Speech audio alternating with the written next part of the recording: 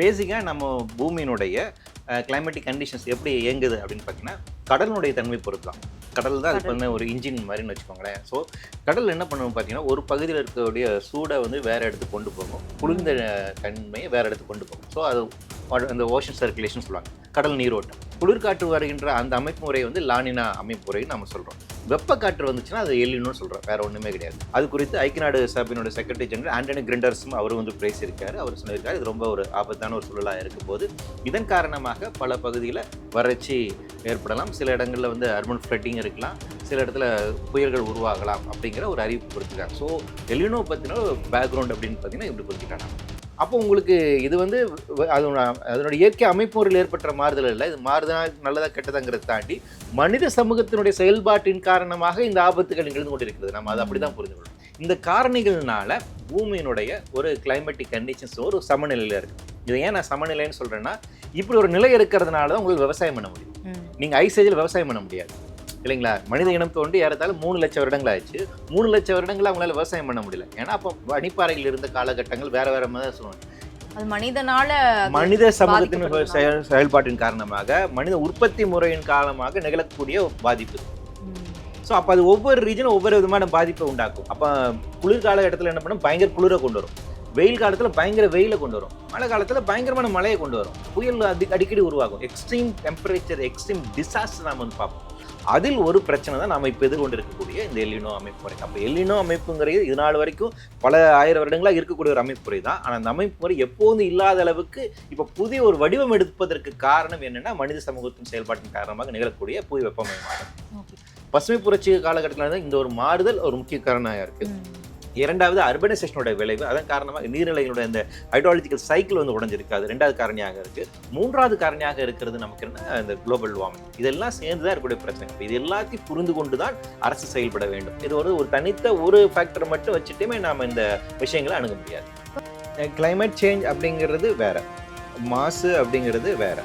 Subject வைஸாக நம்ம பிரித்து பார்க்கணும். எல்லாம் இன்டர்கனெக்டடாக தான், நான் இல்லைன்னு சொல்ல, அண்டர்ஸ்டாண்டிங் பர்பஸ்க்காக சொல்கிறேன். தமிழ்நாடு மாசு கட்டுப்பாட்டு வாரியத்தினோட வேலை என்னென்னா, காற்றில் எந்த அளவுக்கு மாசு இருக்கின்றது அப்படின்னு கணக்கிட்டு சொல்வது தான். தண்ணீரில் எந்த அளவுக்கு மாசு அடைந்திருக்கு, அது பருகலாமா வேண்டாமான்னு சொல்கிறது தான்.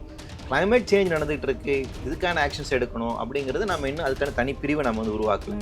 ஆனால் தமிழகத்தை பொறுத்த வரைக்கும் அது ஒரு கவர்னிங் கவுன்சில் ஃபார்ம் பண்ணியிருக்கோம், ஆக்ஷன் பிளான் இருக்குது. ஒவ்வொரு டிபார்ட்மெண்ட்டுக்கு ஒரு வேலை கொடுத்துருக்கோம். நாம ஃபாரஸ்ட் டிபார்ட்மெண்ட்டுக்கு ஒரு வேலை கொடுத்துருக்கோம். ஆனால் டே டு டே அஃபேர்ஸில் வந்துட்டு ஏர்லி வார்னிங்ஸில் நம்ம அது கொண்டு வந்திருக்கோம்னு கேட்டிங்கன்னா கிடையாது.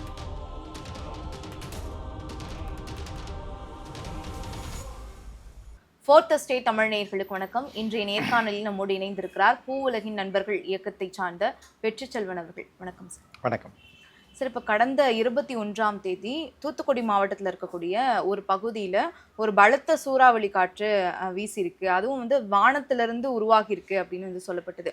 இதற்கெல்லாம் வந்து காரணம் எல்னினோ அப்படின்னு சொல்லப்படுற அந்த மாற்றம் தான் அப்படின்னு ஒரு காரணிகள் சொல்லப்படுது.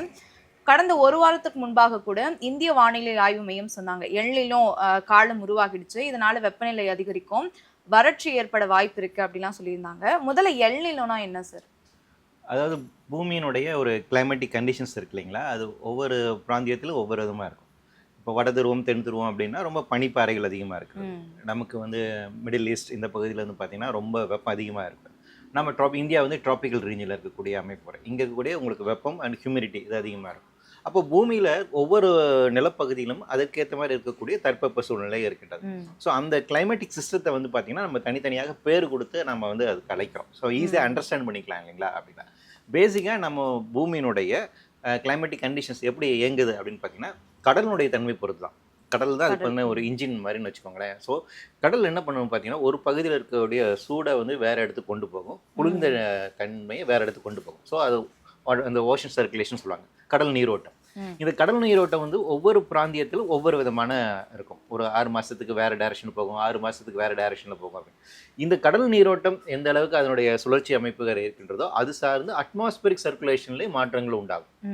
அட்மாஸ்பியரிக் சர்க்குலேஷன் அப்படிங்கிறதுனா காற்றோட்டம்.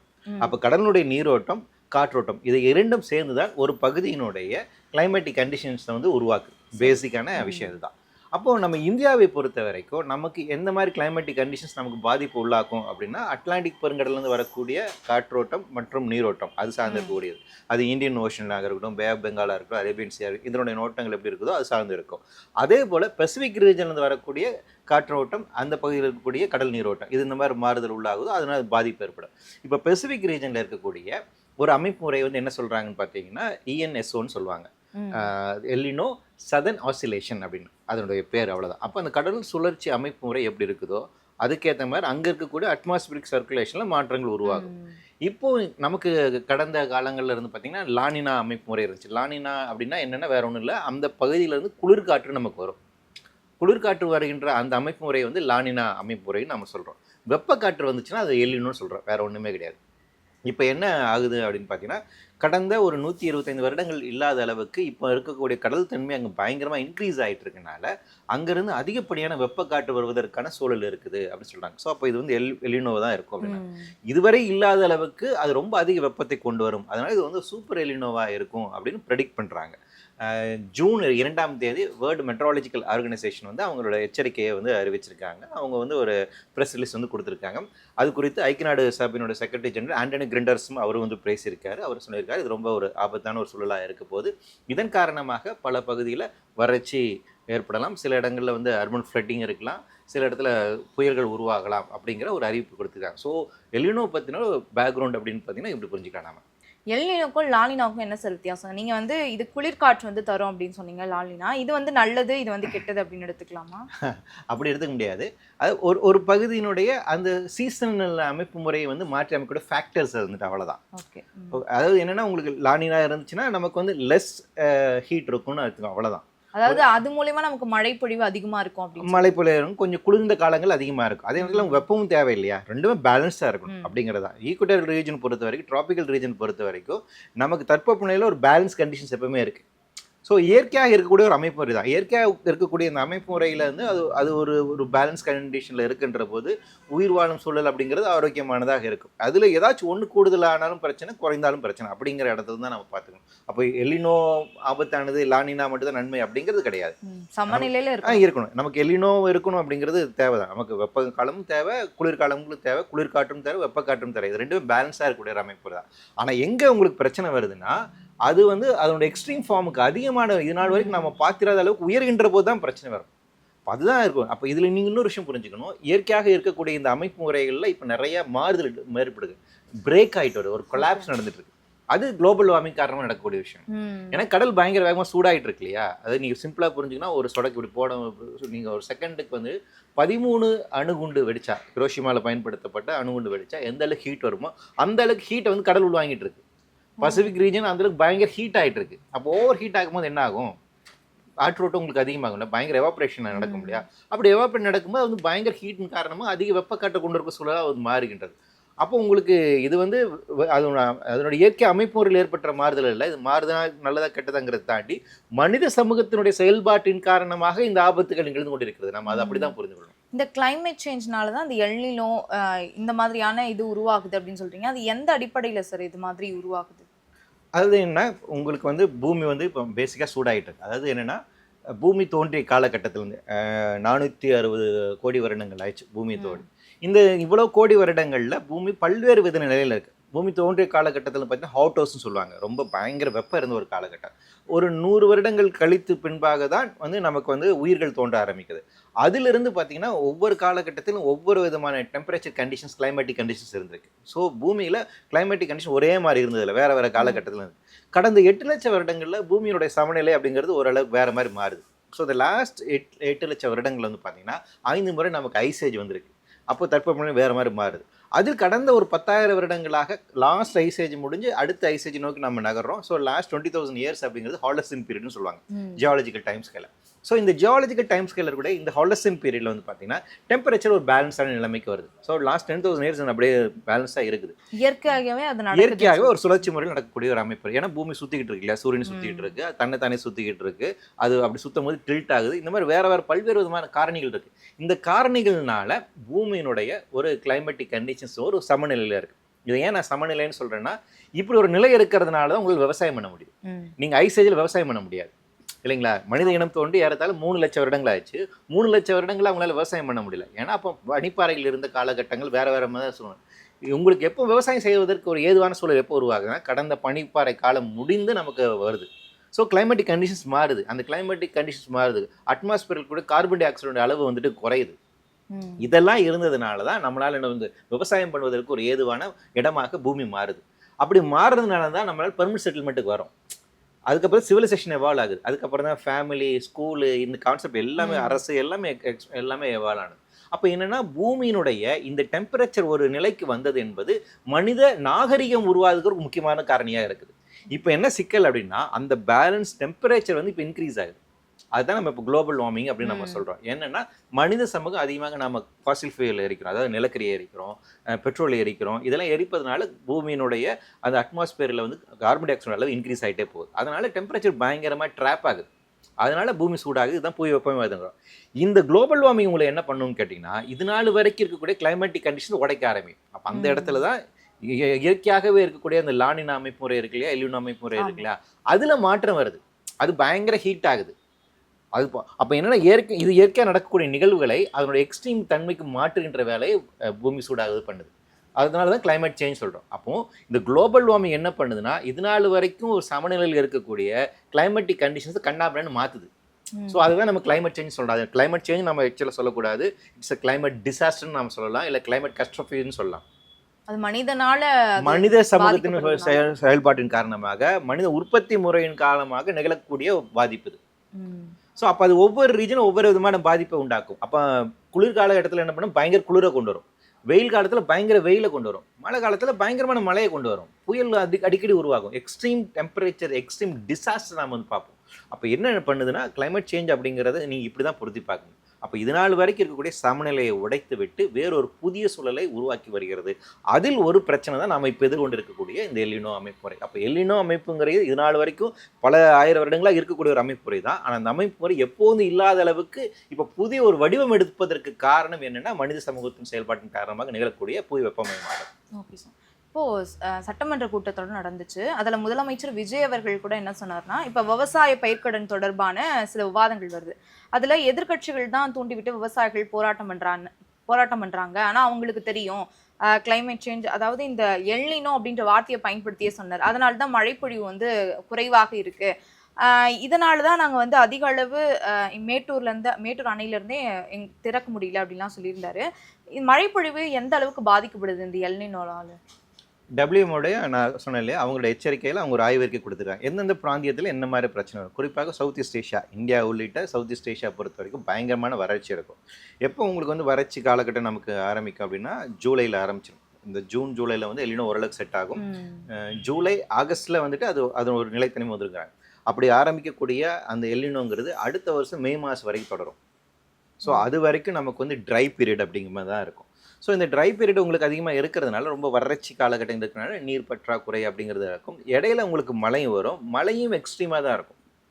ஸோ வந்து இப்போ ஒரு 2 வாரம் நமக்கு பயங்கர வெயில் அடிக்குதா, திடீர்னு மழை பெய்யுதுங்களா, அந்த தானே பார்க்குறோம். இதே மாதிரி தான் இருக்கும். ஸோ எல்னினோன்றது வந்து வெப்பநிலையை தானே சார் அதிகரிக்குது. அதனால மழைப்பொழிவு தானே குறைவாகும். எப்படி வந்து திடீர்னு மழை வருது அப்புறம் வெயில் அடிக்குது? இல்லை, உங்களுக்கு அதிக வெப்பம் வந்துட்டு அதிக எவாபரேஷன்ஸ் உருவாக்கும் இல்லையா. அப்போ அதிக எவாபரேஷன் ஆகும்போது அது வந்து ஒரு அட்மாஸ்பியரிக் ஒரு அழுத்தம் உருவாகும். பிரெசிபிடேஷன் இருக்கும்போது அது உங்களுக்கு மழைப்பொழிவை உண்டாக்கும். ஸோ இது ரெண்டுமே இன்டர் கனெக்டானது தான். உங்களுக்கு வந்துட்டு ஆனால் என்னென்னா இன்னும் பிரச்சனை, அந்த மழை பெஞ்சாலும் வந்து உங்களுக்கு அது நிலத்தடி நீரும் அதுக்காக உங்களுக்கு எவாபரேட் அதிகமாகும். ஸோ குடிநீர் தேவையை தீர்த்து விடுமா கேட்டிங்கன்னா நடக்காது. ஸோ திடீர்னு மழை பொழிவு இருக்காது. ஆமாம், மழை அதிகமாக இருக்கும். அதனால எவாபரேஷன் அதிகமாக இருக்கும். ரெண்டுமே நடக்கும் உங்களுக்கு. ஸோ இந்த இஷ்யூஸ் இருக்கும் வந்துட்டு. ஸோ அப்போ என்னன்னா இப்போ கடந்த காலங்களில் இருக்கக்கூடிய வறட்சிக்கு வந்து நம்ம எல்லினோவை குறை சொல்ல முடியாது. கடந்த காலங்களில் இருக்கக்கூடிய வளர்ச்சி வேற வேற அமைப்பு. அதில் கிளைமேட் சேஞ்சுக்கு ஒரு முக்கியமான காரணம், குளோபல் வார்மிங்க்கு ஒரு முக்கியமான காரணம். அதே நேரத்தில் நம்ம சுற்றுச்சூழல் எந்த அளவுக்கு பாதுகாத்திருக்கோம், நம்ம இந்த மாதிரி இயற்கை அமைப்பு வரைக்கும் நீர்நிலைகள் எந்த அளவுக்கு பாதுகாத்திருக்கோங்கிற ஒரு பிரச்சனை, அதை நம்ம நிறைய அழிச்சது ஒரு பிரச்சனை. அது ஒரு முக்கியமான பிரச்சனை. அப்போ மனித டைரெக்டாக லோக்கலைஸாக இருக்கக்கூடிய இஷ்யூஸும் இதில் இருக்குது. 2 இஷ்யூ இருக்குது. குளோபல் வார்மிங் ஒரு முக்கியமான காரணம். ரீஜனல் வைஸ் வந்துட்டு நம்மளோட அர்பனைசேஷன் இன்னொரு காரணம். ஸோ இந்த 2 காரணத்தையும் ஒன்றோட தொடர்புபடி தான் நம்ம வந்து பார்க்கணும். நம்மளோட விவசாய அமைப்பு முறை அப்படிங்கிறது இன்னைக்கு கம்ப்ளீட்டாக சேஞ்ச் ஆயிருக்கு.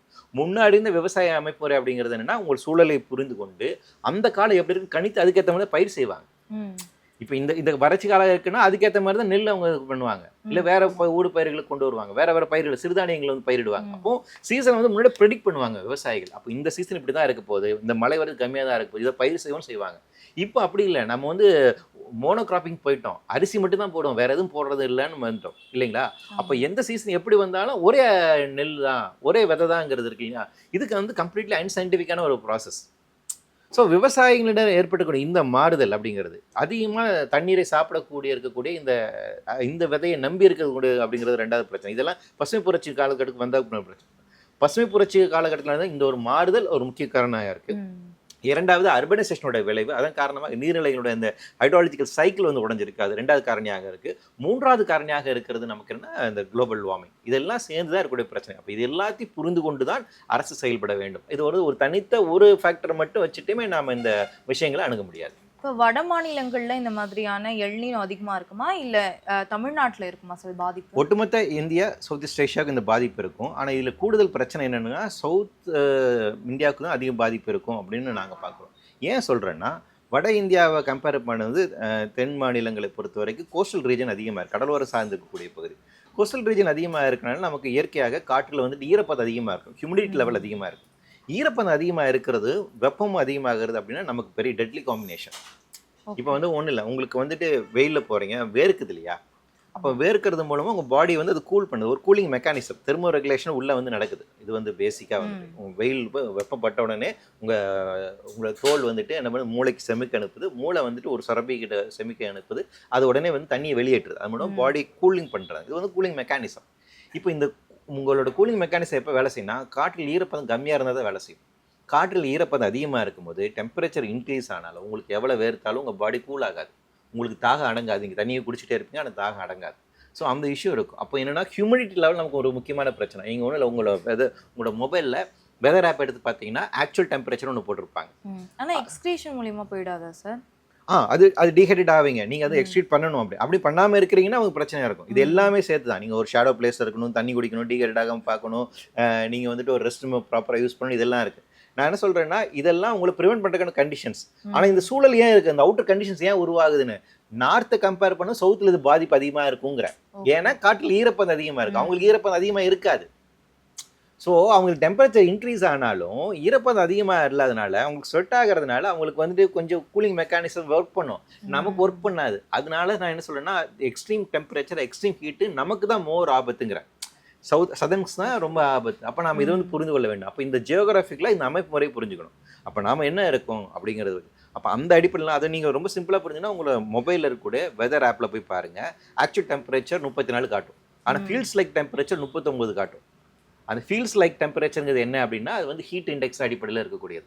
ஹியூமிடிட்டி லெவல், டெம்பரேச்சர், இது ரெண்டுத்துக்குமான ஒரு ரேஷியோ வந்து போடுவாங்க, வெல் பல்ப் டெம்பரேச்சர்னு சொல்லுவாங்க. அதாவது உங்கள் பாடி எந்த அளவுக்கு ஹியூமிடிட்டி லெவல் அதிகமாக இருக்கும் போதும் டெம்பரேச்சர் அதிகமாக இருக்கும், உங்கள் பாடி எந்த அளவுக்கு தாங்கும், எது வரைக்கும் அந்த உங்களோட சமநிலை பிரீச் ஆகாமல் இருக்கும் அப்படின்னு சொல்றதுக்கான கண்டிஷன் தான் அந்த ஹீட் இண்டெக்ஸ். அது ஒரு வகையான வெப்பத்தை வந்து கணக்கிடுவதற்கான ஒரு ஐரோப்பியாவில் இன்னொரு முறை ஃபாலோ பண்ணுறாங்க, யூடிசிஐன்னு, யூனிவர்சல் தெர்மல் கிளைமேட் இண்டெக்ஸ்னு. அவங்க இன்னும் அட்வான்ஸாக இது பண்ணுறாங்க, அதில் இன்னும் பல ஃபேக்டர்ஸ் எடுத்துக்கிறாங்க. அதன் அடிப்படையில் உங்கள் பாடி எந்த அளவுக்கு வெப்பத்தை தாங்கும்னு அவங்க கணக்கிட்டு சொல்கிறாங்க. எனிவே அவங்க இந்த மாதிரி எச்சரிக்கை இதெல்லாம் வச்சுருக்காங்க. நம்ம அன்ஃபார்ச்சுனேட்லி இந்தியாவில் அதெல்லாம் கிடையாது. இங்கே வந்து இப்போ ஐரோப்பாவில் சொல்கிறாங்க, இந்த ஹீட் வேவ்ஸ்லாம் கிட்டத்தட்ட 2000 பேர் இருந்து கூட சொல்கிறாங்க. அங்கே கணக்கிடுறாங்க. அவங்க வந்து ஒரு டெத்து எப்படி நடந்திருக்குங்க, காஸ் ஆஃப் டெத்தை ஐடென்டிஃபை பண்ணுறாங்க. நம்ம ஊரில் எத்தனை பேர் சாகுறாங்க நமக்கு தெரியல. இது ஹீட்டை வந்து ஒரு சைலண்ட் கில்லராக இருக்குது. அதனால கம்பேரிட்டிவ்லி நமக்கு இது ரொம்ப ஆபத்தான விஷயம். இன்னும் சொல்லப்போனால் நம்ம இன்னும் கலோனியல் பீரியட் ஆஃப் ஹீட் வேவ்ஸ்க்கான வார்னிங் சிஸ்டம் தான் வச்சுருக்கோம். ஹீட் வேவ்னா நம்ம ஐஎம்டி என்ன சொல்கிறாங்க, 48 மணி நேரம் 2 மெட்ரோலஜிக்கல் ஸ்டேஷனில் ஒரு பகுதியில் அதனுடைய சராசரி வெப்பநிலையை விட 5 டிகிரி செல்சியஸ் அதிகமாக பதிவானால்தான் அது ஹீட் வேவ்ஸ். இப்போ சென்னை பார்த்தீங்கன்னா நுங்கம்பாக்கம் அண்டு தாம்பரம் இருக்குது, 2 மெட்ரோலஜிக்கல் ஸ்டேஷன் இருக்குது. சென்னை மீனம்பாக்கம் அண்டு நுங்கம்பாக்கம், மீனம்பாக்கம் நுங்கம்பாக்கம், இந்த 2 ஸ்டேஷன்லையும் 48 ஹவர்ஸ் கண்டினியூஸாக வந்து 37 டிகிரி செல்சியஸ் அதிகமாக பதிவாகுது. நம்ம கடலோர பகுதிங்கிறதுனால நமக்கு 38 பிரீச் ஆயிடுச்சுன்னா ஹீட் வேவ்ஸ் நமக்கு டிக்ளேர் பண்ணியிருக்காங்களா? இல்லை.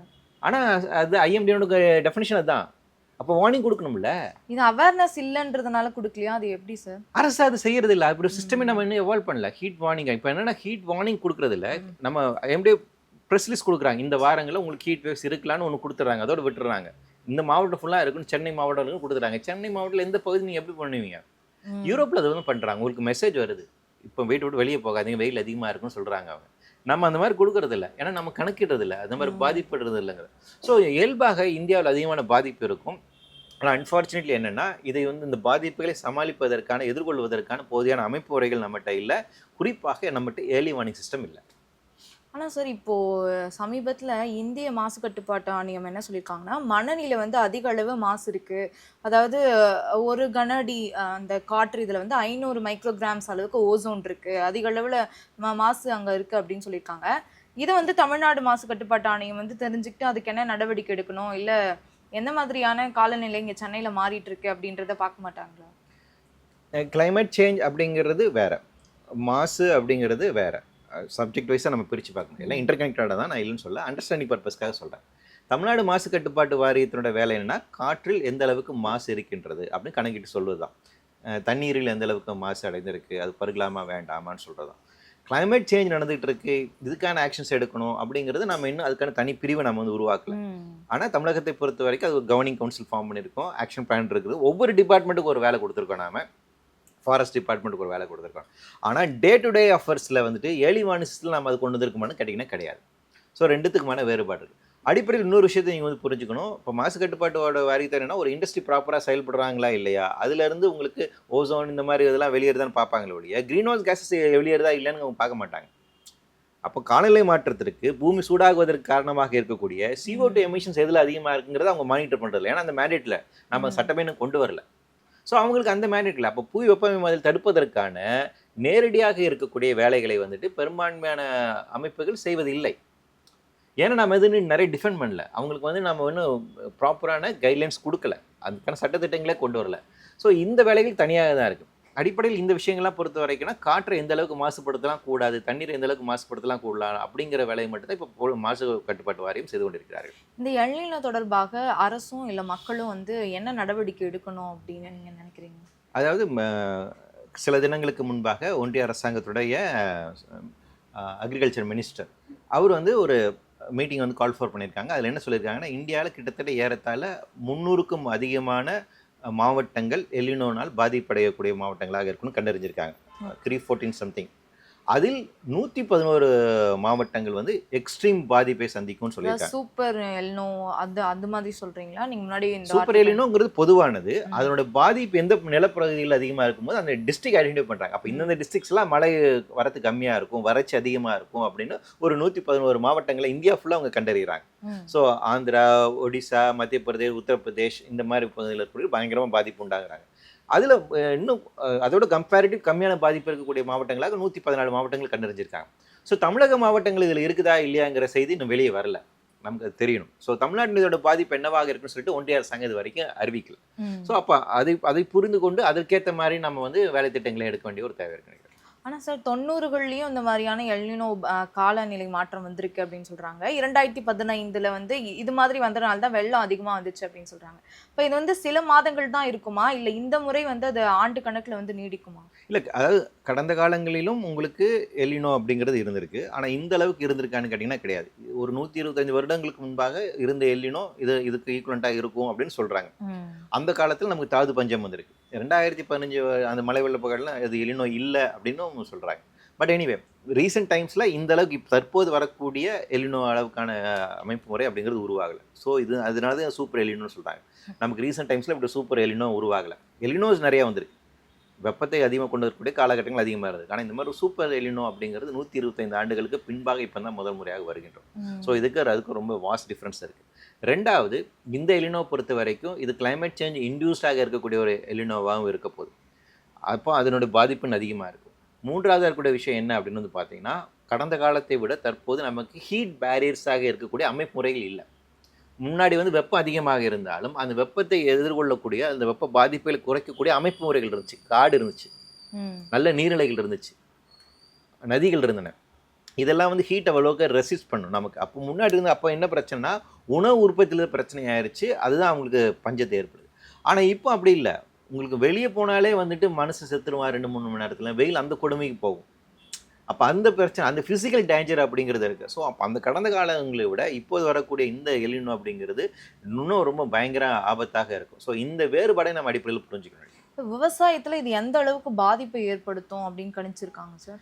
விவசாயத்தை பொறுத்தவரை நான் சொன்னால் உணவு உற்பத்தியில் பயங்கர இருக்கும். உங்களுக்கு தண்ணி இருக்காது, விவசாயம் மட்டும் தண்ணி இருக்காது இல்லையா? ஸோ விவசாய உற்பத்தி பயங்கரமாக அடிவாங்க. செடி அதிகமாக கருகிறதுக்கான வாய்ப்பு இருக்குது. குறிப்பாக சில இதெல்லாம் சொல்கிறாங்க, சில இதெல்லாம் இந்த உற்பத்தியெலாம் இந்த சோயா அப்புறம் மெய்ஸ் இந்த மாதிரி சில இதெல்லாம் சொல்கிறாங்க. இந்த இதெல்லாம் உற்பத்திலாம் பயங்கரமாக வந்து அடிவாங்க அப்படின்னு சொல்கிறாங்க. ஆனா இதுக்கு என்ன சார் முன்கூட்டியே ஏதாவது வந்து அரசு பண்ணணும் அப்படின்னு ஏதாவது ஒண்ணு இருக்கா? அது அந்த மாதிரி ஏதாவது நடவடிக்கை எடுப்பாங்க? நிச்சயமா பண்ணணும். அதுதான் ஒரு அரசனுடைய வேலை இல்லைங்களா? அரசு எந்த இப்போ 6 மாதத்துக்கு முன்னாடி இந்த மாதிரியான சில முன்னெச்சரிக்கை நடவடிக்கை எடுக்கணும் அப்படின்னு சொல்லுவாங்க. இந்த எல்னினோ தொடர்பா எத்தனை மாதங்களுக்கு முன்னாடி எடுக்கணும்? இல்லை, அப்படி மாத கணக்கு கிடையாது. ஃபர்ஸ்ட் வந்து எப்பவுமே வந்து டிசாஸ்டர் மேனேஜ்மெண்ட் அப்படிங்கிறது உங்களுக்கு வருஷம் ஃபுல்லாக நீங்கள் செய்ய வேண்டியது தான்.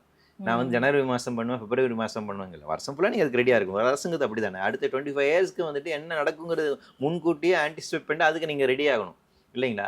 காலநிலை மாற்றம் தொடர்பான ஒப்பந்தத்தில் இந்தியா 1992 கையெழுத்து போட்டுச்சு. 2008 நம்ம ஒன்றிய அரசாங்கத்தோட மினிஸ்ட்ரி ஆஃப் என்விரான்மெண்ட் அண்ட் ஃபாரஸ்ட்டுங்கிறத ministry of environment forest and climate change மாற்றிட்டாங்க. 2008 இந்தியாவுக்கான கிளைமேட் ஆக்ஷன் பிளான் கொண்டு வந்துட்டாங்க. 8 மிஷனை அறிவிச்சிட்டாங்க. 2021 கிளாஸ்கோ மாநாட்டில் வந்துட்டு மோடி அவர்கள் கலந்து கொண்டு 5 கொள்கைகள் தனியாக கிளைமேட் சேஞ்சுக்காக அறிவிச்சிட்டாங்க. அப்போது நீங்கள் கிளைமேட் சேஞ்சை கடந்த 30 வருஷமாக பார்த்துக்கிட்டு இருக்கீங்க, பேசிக்கிட்டு இருக்கீங்க. சயின்ஸ் அட்வைசர் நீங்கள் வச்சுருக்கீங்க இல்லையா? அப்போ இந்த அறிவியல் மினிஸ்டர் ஆஃப் எர்த் சயின்ஸே நம்ம வச்சுருக்கோம் இல்லைங்களா? அப்போ நமக்கு இந்த அறிவியல் முன்னாடி தெரிஞ்சிச்சு. 2018 வந்துட்டு impact of climate change and Indian region and assessment ரிப்போர்ட்னு சொல்லிட்டு ஒன்றிய அரசாங்கம் ரிப்போர்ட் கொண்டு வந்திருக்காங்க. அப்போ நமக்கு அறிவியல் இருக்குது. காலநிலை மாற்றம் வந்துட்டு இருக்கு, குளோபல் வார்மிங் நடந்துகிட்டு இருக்கு, இதனால பெரிய ரீஜனல் நிறைய பாதிப்பு இருக்கு அப்படின்னு சொல்லிட்டு எங்களுக்கு தெரிஞ்சு நாங்களே 10 வருஷமா பேசிக்கிட்டு இருக்கோம் இல்லைங்களா? அப்போ வந்து எங்களை போன்ற சிவில் குரூப்ஸ்க்கே தெரிஞ்சிருக்கும், அரசுக்கு நிச்சயமா தெரியும். அப்போ இருந்து நீங்கள் ரெடியாக இருக்கணுங்கண்ணா. அப்போ வந்து ரெடி ஆகலை. இப்போ வந்து அது பாதிப்பு நமக்கு கதவு கிட்ட இருக்கும் போது வந்து இப்போ நீங்கள் வந்து ரெடி ஆகணும் அப்படின்னு என்ன பண்ணணும் அப்படிங்கிறது இருக்கு இல்லைங்களா? அது வந்து அரசனுடைய ஃபெயிலியர், அது ஸ்டேட்டினுடைய ஃபெயிலியர். ஸ்டேட் வந்து இதுக்கு 30 வருஷத்துக்கு முன்னாடி ரெடியாக இருக்கணும். ஏன்னா இதெல்லாம் விஞ்ஞானிகள் 30 வருஷத்துக்கு முன்னாடி ஒரு பேசின விஷயங்கள் தான். 30-40 நம்ம வழக்கமாக ஹாலிவுட் படம் வரும் இல்லைங்களா? ஃபர்ஸ்ட் சீனில் வந்துட்டு ஒரு சயின்டிஸ்ட் வந்து சொல்லுவார், இதெல்லாம் பிரச்சனை இருக்குது பாருங்க, அவர் யாரும் கண்டுக்க மாட்டாங்க, பைத்தியக்காரன்னு சொல்லிட்டு போவாங்க. கடைசி கிளைமாக்ஸில் அவர் கூப்பிட்டு வந்து என்ன பண்ணலான்னு கேட்பாங்க. அப்படிதான் நிலவரம் இருக்குது சரிங்களா? ஸோ அது வந்து நம்ம வந்து அப்படி புரிஞ்சு கொள்ள முடியாது. அது என்னென்னா நீங்கள் வந்து ஒர்ஸ்ட் கேஸ் சினாரியோக்கு முதல்ல தயாராக இருக்கணும். முதல்ல வந்து அட்மிட் பண்ணுங்கள் climate change climate change admit பண்ணிட்டீங்க. கிளைமேட் சேஞ்ச் என்னென்ன ரீஜனில் என்ன பிரச்சனை உண்டாக்கும், லோக்கலைஸாக நம்ம என்ன பண்ணணும், நம்ம உற்பத்தி முறை, நம்மளோட கட்டுமானங்கள் எல்லாமே நீங்கள் மாற்றி அமைக்கணும். நம்மளுடைய நீர் ஆதாரங்கள் எல்லாமே மாற்றி அமைக்க வேண்டியதாக இருக்குல்ல. அப்போ என்னென்னா நீங்கள் தொடர்ச்சியாக காடுகளை அழிப்பது, நீரலைகளை அழிப்பது அப்படிங்கிறது மூலம் இந்த பாதிப்பு இன்னும் அதிகரிக்க தான் செய்யும். அப்போ அரசாங்கமாக என்ன செய்யலாம் அப்படின்னா, ஐக்கிய நாடுகள் சபை என்ன சொல்கிறாங்கன்னா, உங்களோட நிலப்பகுதியில் இருக்கக்கூடிய எக்கோசிஸ்டம் அப்படியே கன்சர்வ் பண்ணுங்கிறாங்க. நீங்கள் புதுசாக மரம் நட வேண்டாம், காடு வளர்க்க வேண்டாம், இருக்கிற காடை காப்பாற்றுங்க, இருக்க நீர்நிலைகள் காப்பாற்றுறாங்க. அது செய்கிறாங்களா? அப்போ ஒன்றிய அரசாங்கமும் சரி, மாநில அரசாங்கம் சரி, இதுக்கு அகெயின்ஸ்டாக தான் செயல்படுறாங்க. ஆனால் ஒவ்வொரு வருடமும் எல்லா உலக நாடுகளும் சேர்ந்து ஒரு கூட்டமைப்பாக பேசுகிறாங்க, இந்த நாடு இதை பண்ணணும், நீங்கள் வந்து பிளாஸ்டிக்கை வந்து கம்மி பண்ணணும், பொல்யூஷனை கம்மி பண்ணணும் அப்படின்னு சில வாக்குறுதி எடுத்துக்கிறாங்க, உறுதிமொழி எடுத்துக்கிறாங்க. ஆனால் அதை நடைமுறையில் பண்ணுறதே இல்லை. இந்தியா அது கூட பண்ணுறது இல்லை.